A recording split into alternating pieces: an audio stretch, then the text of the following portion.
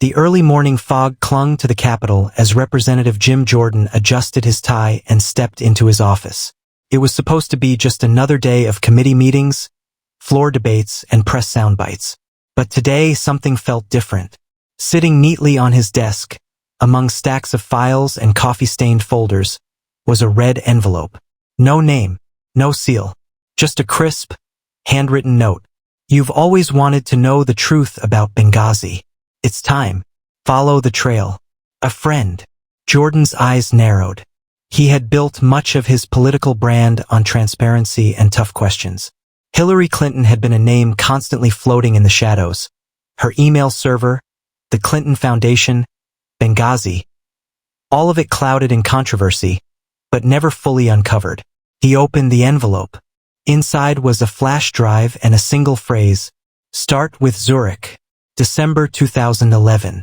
Bankhouse Kessler. He inserted the drive into his secure laptop. Encrypted files began unlocking one by one, revealing internal memos, travel records, and what appeared to be financial transactions routed through shell companies across Switzerland, the Cayman Islands, and, most surprisingly, Tripoli. Jim Jordan leaned back, stunned. What he was looking at wasn't just a paper trail. It was a map of influence, money, and manipulation stretching across multiple administrations and continents. And the common denominator in every file, Hillary Rodham Clinton. By mid-afternoon, Jordan called in his two most trusted aides, Mark and Lydia. Mark was a former military intelligence officer turned policy advisor, and Lydia was a digital forensics whiz who'd helped crack open 2 cybercrime rings. I need everything verified. Quietly, Jordan said, glancing around his office as if the walls had ears. This doesn't leave this room unless it's bulletproof. Lydia's fingers flew across the keyboard. These offshore transfers. They're not just random. Look, this one in 2011 is from a Libyan energy conglomerate to a charity under the Clinton Foundation umbrella. But the charity was dissolved a year prior. Mark frowned. Fake charities. Fronts for moving money. This isn't new in D.C., but if she knew about it. She was Secretary of State when this happened, Jordan said. And Zurich? That's not a coincidence. That bank's been flagged for money laundering before. If this is real, if we can prove she used her position for personal or political gain, she's finished, Lydia said quietly. That night, Jordan skipped dinner. He combed through every document, file, and memo.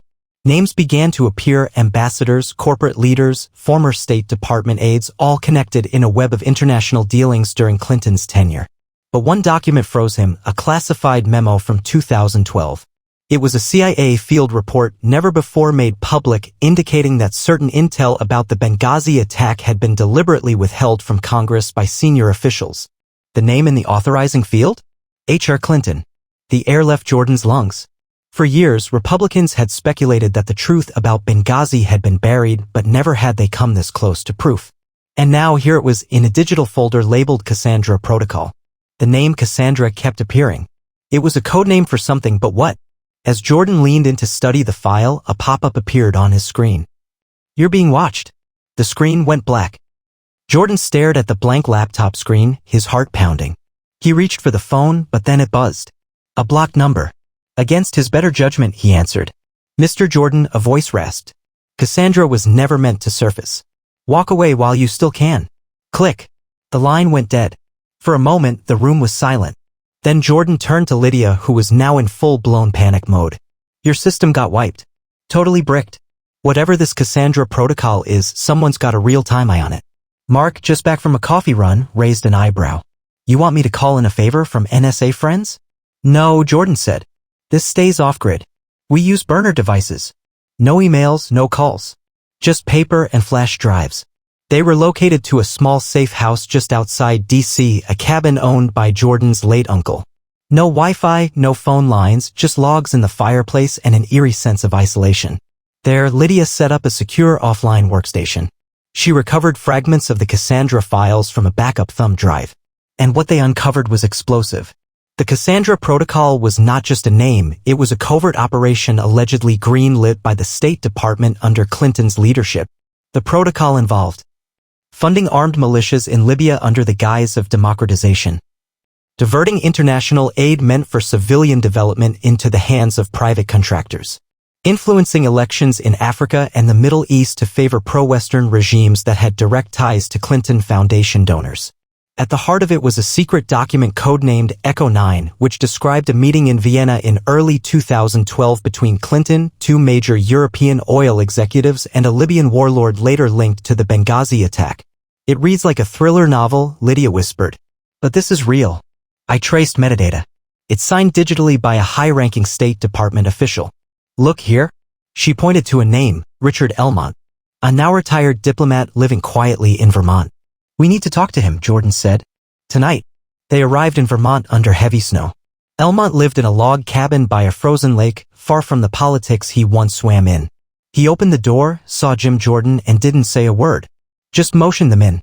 I knew this day would come, Elmont muttered. You found Cassandra, didn't you? Jordan nodded. We need to know everything. Was Hillary Clinton aware? Was she behind it? Elmont sat by the fire. Aware? She was the architect. Jordan's eyes narrowed. She wanted to reshape the Middle East her way. And she had help. Defense contractors, foreign leaders, and Wall Street donors all lined up. Cassandra was her blueprint. Benghazi was the cost. Elmont handed over a box of physical files. I kept these in case someone ever grew a conscience. But let me warn you, if you go public, you'll make enemies you can't imagine. Jordan stood up, files in hand. The American people deserve the truth. Back in D.C., Jordan convened a quiet meeting with 2 trusted senators and 3 media contacts from independent outlets. He laid out the entire Cassandra Protocol. Every document, every trail. One journalist, a veteran reporter from the Daily Sentinel, looked stunned. This makes Watergate look like jaywalking. But the reporter warned him, if you go public, there will be retaliation. Not just political, personal. Families. Careers.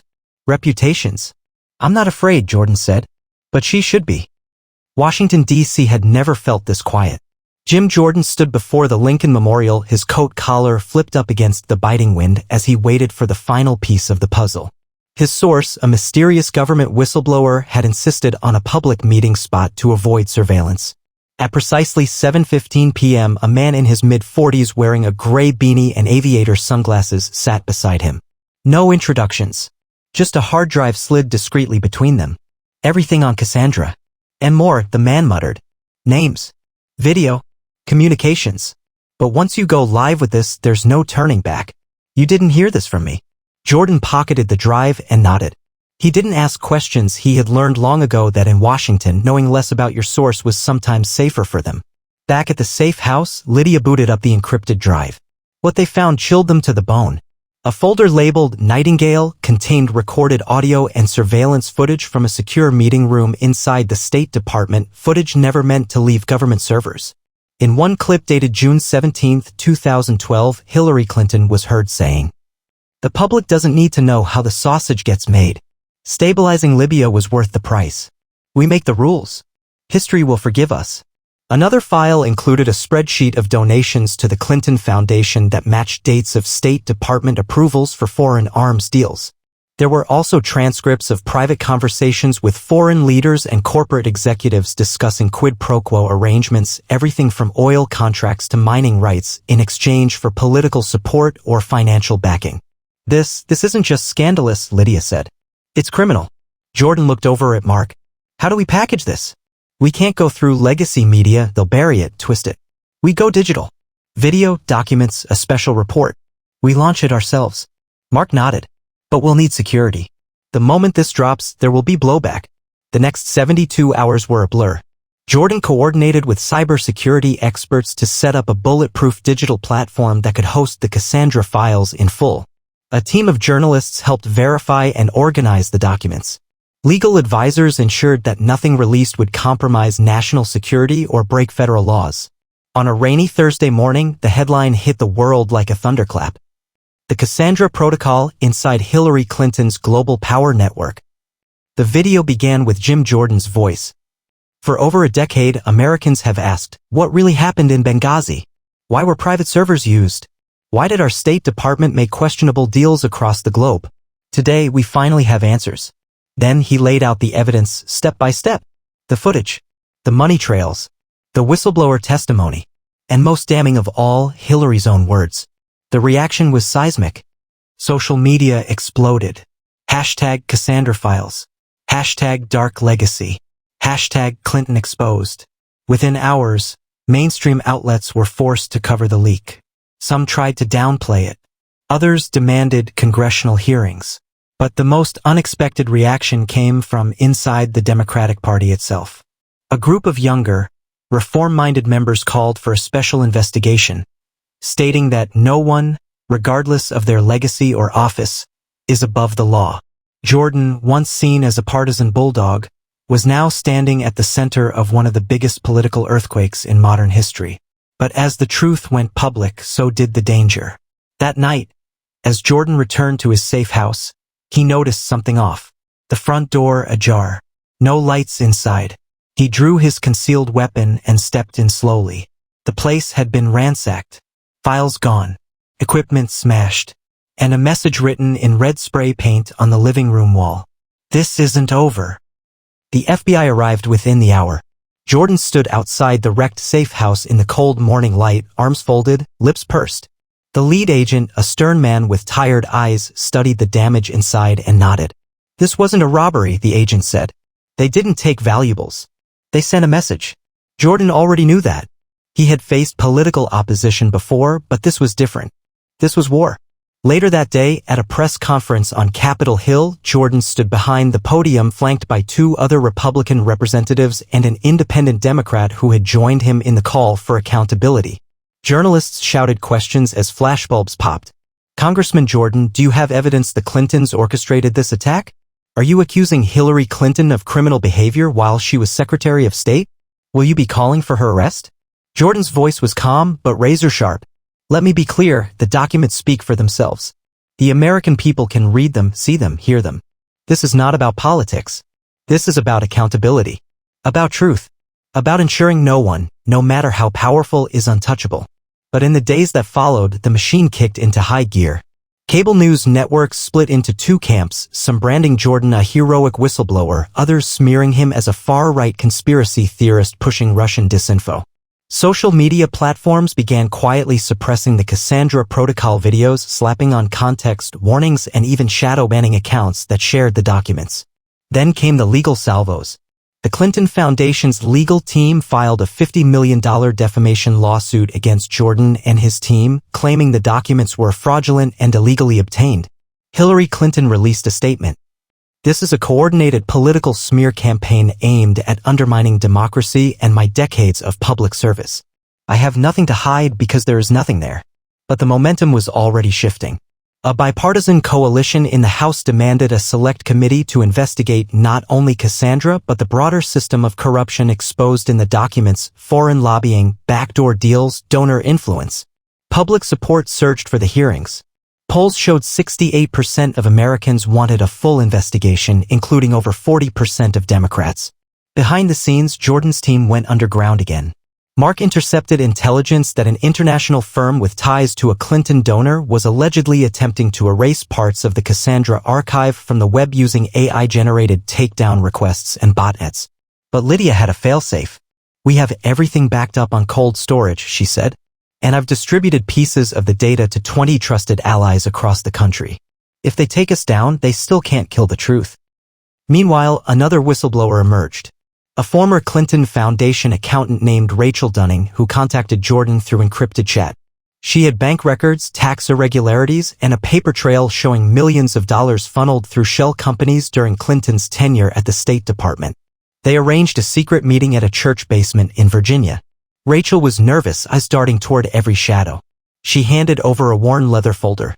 You're the only one who'll listen, she whispered. I tried going to the IRS. They buried it. Told me to leave politics alone. But this is criminal. People need to know. Inside the folder, bank ledgers showing illegal foreign donations, misfiled charity expenses, and memos to Clinton's inner circle requesting special favors for megadonors. Jordan flipped through the pages, his face tightening. This is the smoking gun. But just as they thought they were gaining ground, Rachel vanished. 2 days later, her apartment was found empty. No signs of forced entry. No goodbye note. Cell phone and laptop wiped clean.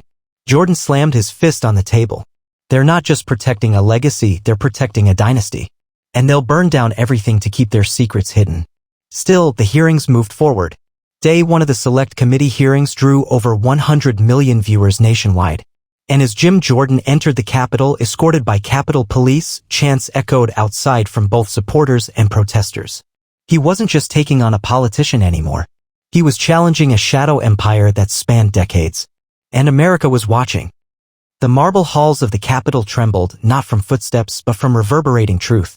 It was the 5th day of the Cassandra Protocol hearings, and America had never witnessed anything quite like it. Networks called it the trial of the century without a courtroom. Jim Jordan, calm and deliberate, now commanded the attention of millions as he presented his final day of testimony and evidence. A hushed crowd watched from behind velvet ropes as he stepped to the microphone and looked out at the sea of faces, journalists, senators, staffers, and citizens who had waited decades for answers. Jordan began. This isn't about revenge. This isn't about political points. This is about truth and the cost of hiding it. The screens behind him lit up. Clip after clip, document after document were shown in raw, unfiltered form. A memo dated 2010 requesting expedited visas for foreign donors in return for 6-figure donations. An audio recording of Clinton's aide joking about parking bad money in Haiti relief funds. A video from a former UN official stating that Clinton's influence effectively rerouted international aid to private contractors she'd personally approved. Then came a shocking piece of newly uncovered evidence, a handwritten note allegedly from Hillary herself stating, "If it means keeping the White House blue for 16 years, then yes, I'll bend a few rules. Better us than them." Gasps filled the room. Jordan's team had forensically authenticated the handwriting. It wasn't hearsay. It was direct, personal proof that America's diplomatic machinery had been corrupted not by ideology but by raw power hunger. As Jordan closed his presentation, his voice cracked, not from exhaustion but gravity. "We have a duty. Not just to prosecute wrongdoing, but to prevent it from happening again. If the Cassandra Protocol teaches us anything, it's that darkness thrives in silence. And we will not be silent anymore." The fallout came fast.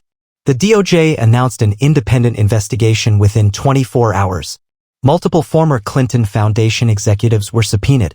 International governments froze accounts linked to suspicious transactions. And most shocking of all, Hillary Clinton canceled a planned public address and went completely off the grid. No public appearances. No press statements. No tweets. Just silence. Speculation swirled. Had she fled the country? Was she negotiating immunity? Or was the machine preparing its final defense? Meanwhile, across the country, something even more powerful was happening. People started reading the Cassandra files for themselves. College students hosted forums. Whistleblower rights organizations gained record donations. Citizens began demanding similar audits of other powerful figures on both sides of the aisle. It wasn't just about Hillary anymore. It was about everything the system had buried. Then, 1 week later, Jordan received an encrypted message from Lydia. "Check your inbox." She responded. He opened the file. A single video. Hillary Clinton, sitting at a private library, looking straight into the camera. She didn't deny the authenticity of the files. She didn't claim a grand conspiracy against her. She simply said, "Power always leaves a stain. If I'm the price of preserving the institution, then so be it. But don't pretend the rest of them are clean." The message ended. The next day, Jim Jordan stood again before the cameras, not to gloat, not to attack, but to offer a path forward. "We've pulled back the curtain. What comes next depends on all of us, Republicans, Democrats, Independents. Let's fix what's broken before it breaks us." The Cassandra Protocol led to the passage of the Transparency in Diplomacy Act, a bipartisan bill requiring real-time disclosure of government contracts involving foreign interests. Rachel Dunning was found alive in Prague under protection from an international whistleblower agency.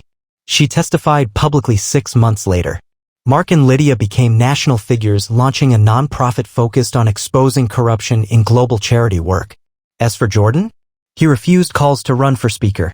He simply said, "I didn't do this for a promotion. I did it for my country." And the legacy of Cassandra? Not just a scandal. Not just a reckoning. But a reminder. The truth doesn't die in the dark, it waits to be seen.